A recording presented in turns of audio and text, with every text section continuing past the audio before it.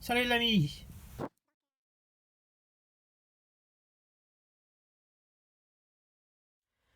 Salut les amis, j'espère que vous allez bien. Bon, un petit rayon de soleil, il fait beau, mais bon, c'est pas encore la bonne période pour sortir ma belle Lady D, mais bon. Je voulais vous parler d'un petit sujet très important dont je me suis affronté quand j'ai acheté la mienne il y a quelques années. C'est les pneumatiques. Pour moi, c'est pas, c'est vraiment quelque chose de très important sur une voiture. C'est les pneus. Vraiment, il faut qu'ils. La voiture, c'est vraiment les pneus. Si vraiment vous avez des mauvais pneus, de mauvaise qualité, etc., vous pouvez avoir toutes les aides de conduite que vous voulez.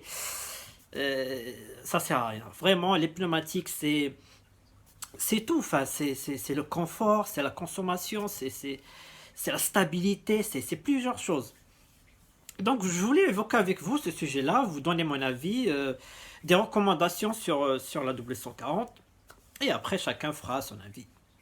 Alors, avant toute chose, on va parler un petit peu de l'historique et la petite anecdote. C'est la W140 était censée chausser en 15 pouces, comme sa précédente W126. Mais au fur du temps, elle n'a pas cessé de grossir, de grossir.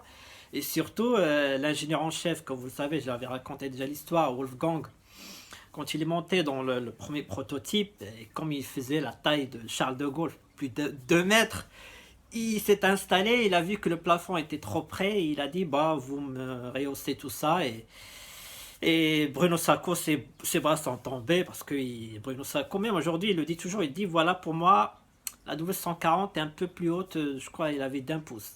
Voilà, quoi, la précision pour des designers, ça rigole pas. Et du coup, bah voilà, ils ont tout revu, rehaussé, etc. Donc elle a pris du poids, elle a pris du poids avec les gadgets. Et par conséquent, c'était instable sur 15 pouces, donc ils sont passés à 16 pouces. Et je rappelle encore une fois, c'est qu'à l'époque, avoir des 18 pouces ou 19, etc., c'était quasiment vu comme du tuning. C'était extrêmement rare. Moi, je me souviens de ma première Golf, je crois qu'elle était en 13 pouces. 13 pouces, c'est quasiment. Aujourd'hui, c'est ridicule. Tous les SUV aujourd'hui sont à 18 pouces, même le tout petit. En tout cas, donc, ils sont passés à 16 pouces. Donc, par contre, c'est du 235-60 R16. C'est vraiment une bonne largeur. Aujourd'hui, c'est vraiment dans la moyenne. Et donc, 16 pouces, ils sont passés à 16 pouces, etc. Bon, et le souci, c'est que à la sortie de la 1240, il y avait une norme à l'époque qui est aujourd'hui obsolète. C'était du ZR, le radial ZR. Or, aujourd'hui, le radial ZR est quasiment disparu. Et donc, la première chose avant de rentrer dans le sujet, il faut savoir que les recommandations de Mercedes à l'époque, quand vous regardez votre manuel d'utilisation, donc le 320, donc là on est à 225 60 R16 97V pneu été et en pneu hiver 225 60 R16 97H donc 1 plus S.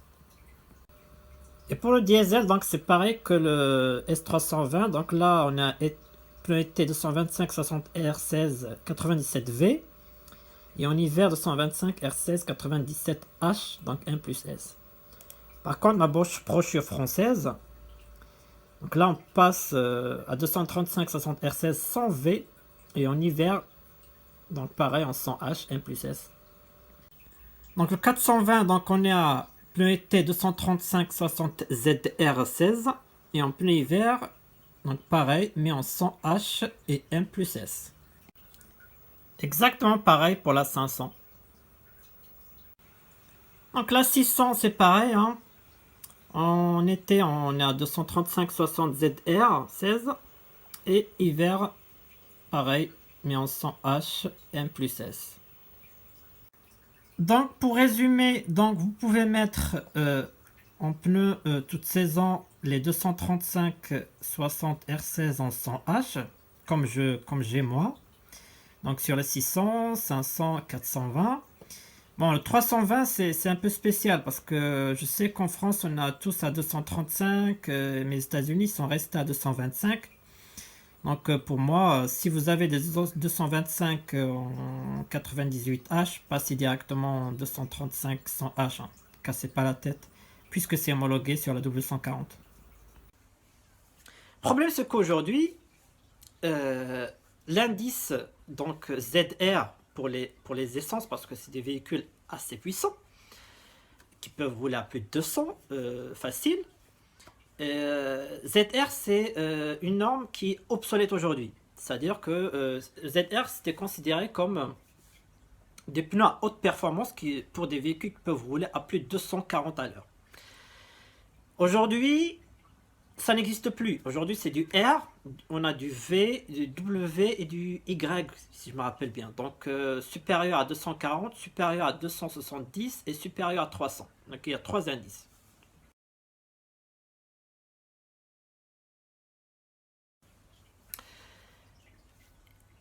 Et par conséquent, quand vous achetez votre pneu, vous sélectionnez les indices et il va vous donner quasiment du 100H automatiquement. Parce qu'aujourd'hui, il faut savoir que les pneus toute saison sont devenus la norme. Vous regardez tous les SUV aujourd'hui sans M plus H, M plus S. M plus S, c'est mud plus snow. En anglais, c'est pneus boue et neige.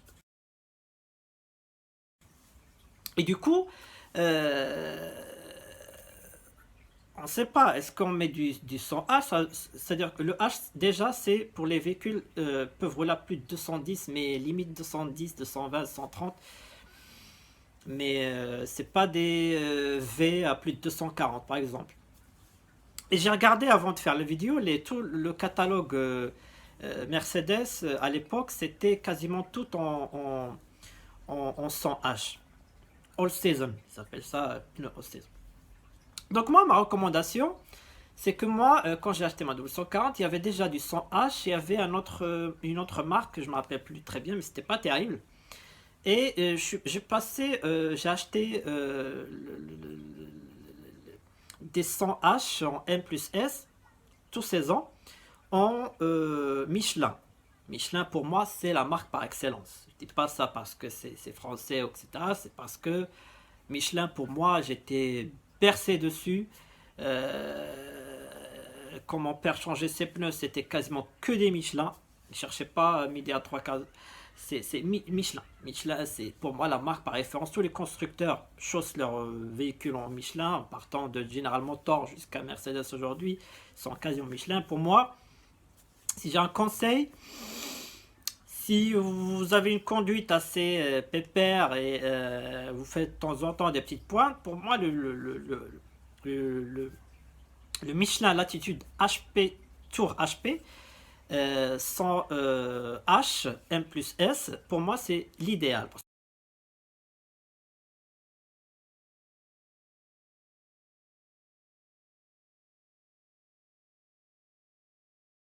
que le flanc, il est vraiment très large. On voit qu'il est bien stable, qui tient bien la voiture en fait. Et j'ai une stabilité incroyable, un confort vraiment rien à voir avec le pneu que j'avais à l'époque. Donc les voilà, comme vous pouvez voir. Donc c'est très profond. Donc l'évacuation d'eau se passe très bien. Vraiment c'est très large. Le petit détail qui tue. Vous avez des tout petits logos Michelin.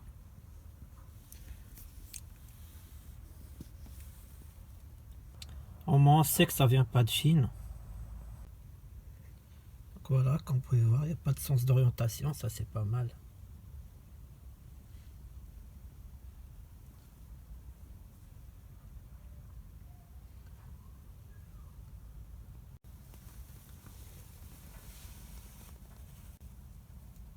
Salut l'ami.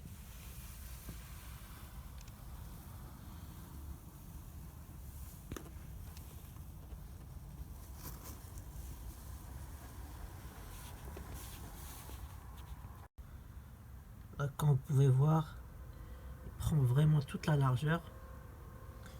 On voit qu'il est bien posé. Là, c'est le pneu avant.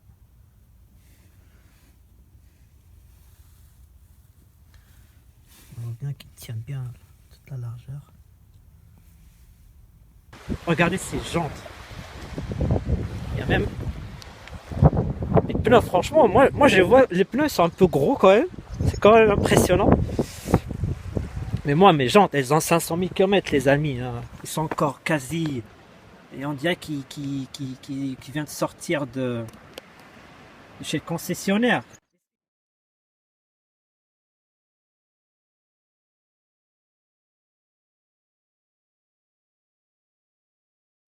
Et pour moi, je ne changerai pour aucun des pneus. Je sais qu'ils se font de plus en plus rares. C'est pour ça que il faut chercher vraiment scruter les annonces, etc. Les sites, il y en a plusieurs. Mais pour moi, c'est les meilleurs pour une W140. C'est vraiment une tenue de route exceptionnelle. Et on voit bien que voilà, il n'y a pas de vibration, il n'y a rien. C'est vraiment les bons pneus. Et après, voilà, pour ceux qui envoient plus de 250 plus, euh, pendant une heure sur l'autobahn en Allemagne, malheureusement, il faut conseil de partir plutôt sur des pneus Michelin, mais en indice au minimum V, donc plus de 240. Voilà, par précaution, vaut mieux prendre un indice plus élevé. Et donc je le rappelle, hein, du S320 jusqu'au S600, enfin quasiment toutes les W140 essence ou diesel, vous pouvez monter le 235 R16 en 100H all season. Donc voilà, seule petite différence. Bon, là, vous avez du 98 sur le 320 et 100H. Bon, passer directement à 100H, 98, il est rare quand même. Mais oui, passer au 100H directement. Enfin, là, c'est la recommandation de saison. Mais bon, je rappelle encore une fois, le H, c'est pour moi, pour le 600, c'est pas très puissant, mais bon, c'est une recommandation, donc ça devrait que s'adapter. Donc j'ai regardé un petit peu sur cette S500 aux States. Donc là, c'est un 235, hein, pareil, 60 R16. Donc c'est du Total Performance. Et c'est du Defender. Ça me paraît bien. Ça me paraît. Donc là, pareil, hein. Je rappelle encore une fois, c'est du 100H. Donc je rappelle encore une fois, c'est du 100H. Je rappelle que le H, un 10 plus 10, 210. Mais voilà. Ça reste pour moi limite. Après, comme je dis, si vous faites des conduites pépère et des petites pointes de temps en temps, mais sans trop abuser, pour moi, c'est l'idéal.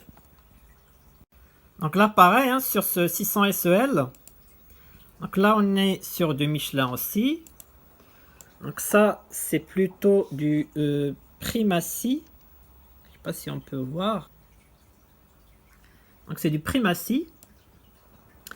Donc pareil, hein, 100H, 235, 60, 100H. Donc voilà, hein. Y a pas... Pour moi, c'est les meilleurs.